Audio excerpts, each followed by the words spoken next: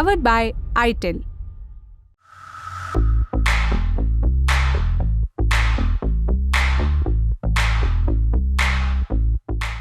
एक सेब से कितनी कहानियां निकलती हैं।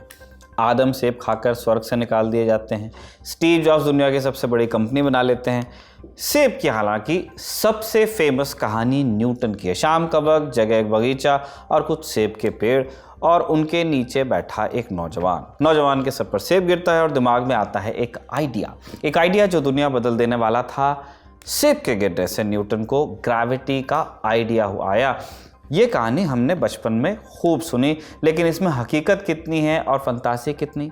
क्या सेब सचमुच गिरा था तो कहाँ गिरा था, और उसका ग्रेविटी की खोज से वास्तव में क्या रिश्ता था। चलिए आपको सुनाते हैं न्यूटन और सेब की असली कहानी। नमस्ते, मैं हूं निखिल और आप देख रहे हैं ऐतिहासिक किस्सों कहानियों से जुड़ा रोजाना का कार्यक्रम तारीख। असल में न्यूटन की कहानी सिर्फ एक सेब की नहीं, बल्कि एक ऐसे दिमाग की भी है जो हमेशा सवाल पूछा करता था। 1666 का साल था। प्लेग की वजह से कैम्ब्रिज यूनिवर्सिटी बंद थी और इसीलिए न्यूटन अपने घर वुल्सथॉर्प मैनर में थे। इस जगह पर न्यूटन ने एक साल में कैलकुलस, ऑप्टिक्स, ग्रेविटेशन, इन सब के तमाम सिद्धांत खोजे, जिनकी वजह से आज न्यूटन का नाम है। इस एक साल में भौतिकी के जगत में इतने क्रांतिकारी बदलाव हुए कि आगे चलकर इसे एनस मिराबिलिस यानी चमत्कारिक साल कहा गया। ग्रेविटी की खोज इनमें सबसे बड़ी थी, लेकिन क्या वाकई में एक सेब ने न्यूटन को ग्रेविटी के बारे में सोचने को मजबूर किया था? इस सवाल का जवाब हमें मिलता है न्यूटन के दोस्त विलियम स्टुकेली की किताब memoirs of sir Isaac Newton's life में। स्टुकेली लिखते हैं कि एक रोज डिनर के बाद हम बगीचे में चले। मौसम गर्म था, इसलिए वहां कुछ सेब के पेड़ों की छांव में हमने चाय पी। बातचीत के दौरान न्यूटन ने मुझे बताया कि ठीक इसी तरह एक रोज वो पेड़ के नीचे बैठे थे जब ग्रेविटेशन का विचार उनके मन में आया। स्टुकेली के मुताबिक न्यूटन के दिमाग में उस समय एक सवाल पहले से चल रहा था कि सेब हमेशा सीधा क्यों गिरता है जमीन पर। न्यूटन इस बारे में सोच ही रहे थे कि तभी एक सेब ऊपर से नीचे गिरा भी।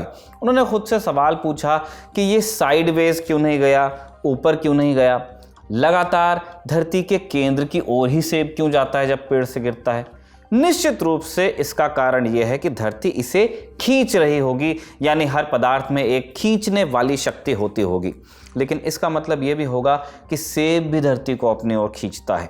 कुछ ऐसी ही कहानी न्यूटन के असिस्टेंट जॉन कॉन्डुइट ने भी बताई है। उनके मुताबिक 1666 के साल में न्यूटन कैम्ब्रिज से अपनी मां के पास लिंकनशायर लौटे। यहाँ एक रोज जब वो बगीचे में बैठे हुए सोच में डूबे थे, तब उनके मन में ख्याल आया।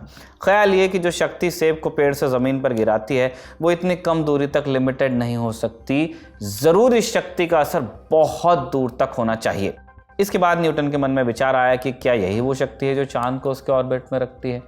न्यूटन और सेब के रिलेशन के दो और गवाह थे, न्यूटन की भतीजी कैथरीन बार्टन और कैम्ब्रिज की एक स्टूडेंट क्रिस्टोफर डॉसन। इनके अनुसार न्यूटन ने उन्हें भी सेब वाली कहानी सुनाई थी। इनके अलावा फ्रेंच लेखक वोल्टेयर ने भी अपने लेखन में इस कहानी का जिक्र किया है। हालांकि ये पक्का नहीं है कि वोल्टेयर ने सेब की कहानी खुद न्यूटन से सुनी थी या किसी और तरीके से कहानी उन तक पहुंची। इन तमाम लोगों की गवाही से पता चलता है कि न्यूटन और सेब की कहानी में कुछ सच्चाई जरूर है। हालांकि कुछ बातें जो शायद समय के साथ बढ़ा चढ़ाकर बता दी गई, जैसे कि सेब का सीधे न्यूटन के सिर पर गिरना, इसका कोई डॉक्यूमेंट्री एविडेंस नहीं है। और यह भी सही नहीं है कि न्यूटन ने तुरंत ही अपनी पूरी यूनिवर्सल ग्रेविटेशन थ्योरी बना ली थी सेब के गिरते ही।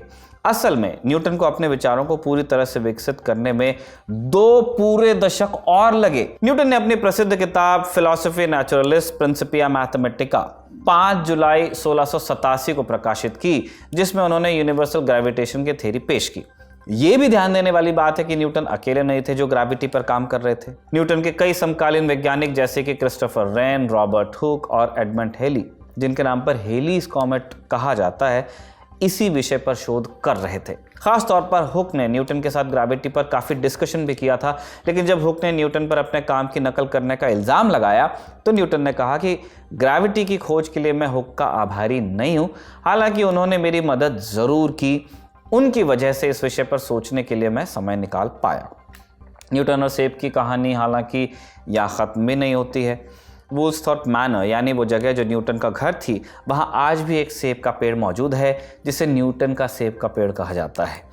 ये पेड़ करीब 400 साल पुराना है और नेशनल ट्रस्ट द्वारा संरक्षित भी। 1890 में एक तूफान में ये पेड़ गिर गया था, लेकिन फिर से जड़ें जमाकर खड़ा हुआ।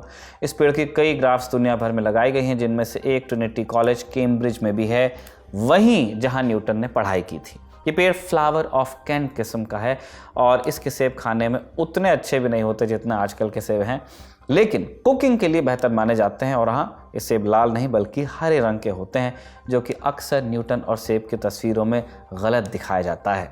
लाल दिखाते हैं, हरा सेब गिरा था। अंत में आपको जाते जाते न्यूटन और सेब से जुड़े एक और मिथक के बारे में बताते चलें। आईफोन बनाने वाली कंपनी एप्पल के बारे में हम सब जानते हैं।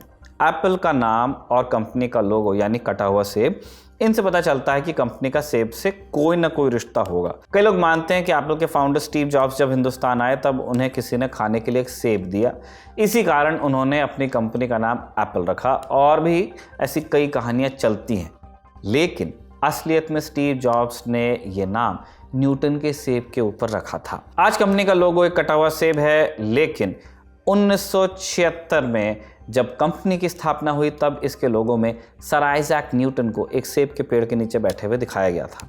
इस लोगो को बनाया था रोनाल्ड वेन ने, जो एप्पल के को फाउंडर भी थे। वेन हालांकि फेमस किसी दूसरी वजह से हैं। दरअसल कंपनी की शुरुआत के समय वेन के पास एप्पल के 10% शेयर थे, लेकिन एक साल बाद ही उन्होंने शेयर $800 यानी 64,000 रुपये में बेच दिए। अगर वेन ने ये शेयर बचा के रखे होते तो आज के हिसाब से इनकी कीमत 28,000 अरब रुपए होती। इसी ट्रिविया के साथ आज की कहानी का पटाक्षेप करते हैं। कमल ने लिखा इसे और विजय ने रिकॉर्ड किया। आप देखते रहिए दी लल्लन टॉक।